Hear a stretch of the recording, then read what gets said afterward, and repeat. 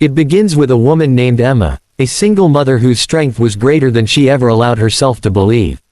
Every day she woke up early, prepared breakfast, kissed her son Noah on the forehead, and pushed herself through exhaustion, fear, and uncertainty. But behind her tired smile lived a quiet belief that she kept hidden even from herself, that no man would ever truly choose her because she was a single mom.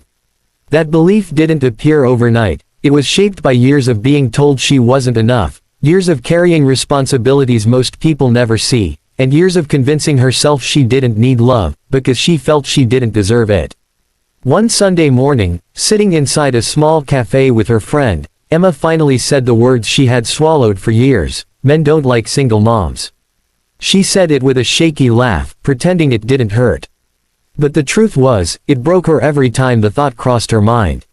She didn't know that someone sitting behind her, a quiet, gentle man named Daniel, heard every word. And he wasn't judging her.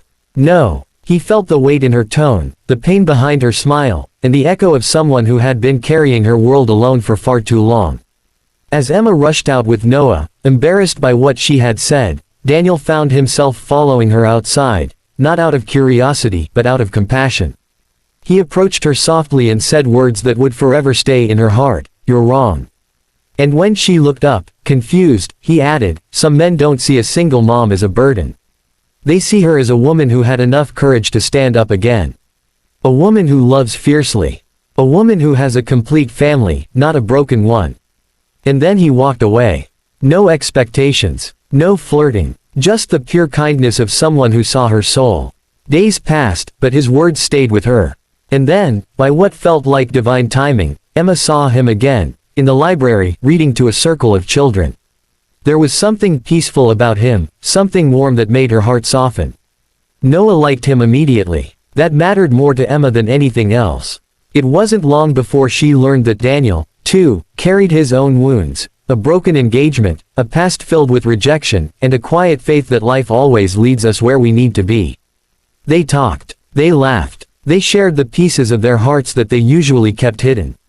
And slowly, Emma began to trust him, not because he asked her to, but because his patience made it safe. But life has a way of testing the heart right when it begins to open. One evening, Emma received a call that her second job, the job that helped her pay rent and keep the lights on, was cutting staff. She sank to the floor as the weight of the world crashed onto her shoulders. She cried, thinking she had failed, thinking she was alone again. Noah wrapped his small arms around her neck, whispering, "Don't cry, Mommy." But the tears wouldn't stop. That night, a gentle knock came at the door. It was Daniel. He didn't come to fix anything. He didn't come to offer empty promises. He simply sat beside her on the floor, in silence, and gave her something she had prayed for without realizing it: presence. Real, steady, spiritual presence.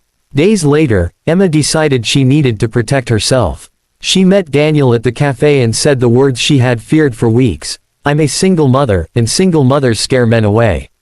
She told him she wanted to step back before she got too close, before she got hurt, before her son got attached.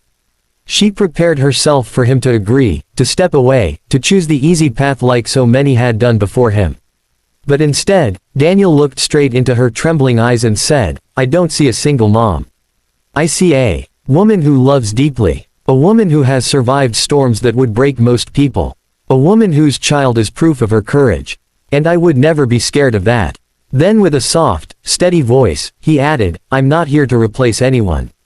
I'm here to stay, if you'll let me." In that moment, something inside Emma finally exhaled, a tension she had carried for years. A belief she had allowed to define her.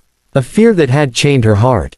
And slowly, gently, she began to believe something she thought she never would, that she was worthy of love. Over time, Daniel didn't rush her. He didn't push her. He simply showed up, day after day, with small acts of kindness that rebuilt her trust in life. Noah laughed more. Emma smiled more. And Daniel, with his gentle strength, became the quiet miracle Emma didn't know she deserved. Months passed. Healing came in soft moments, laughter in the kitchen, walks in the park, paper airplanes on the table, and evenings where Emma felt a calm she hadn't felt in years.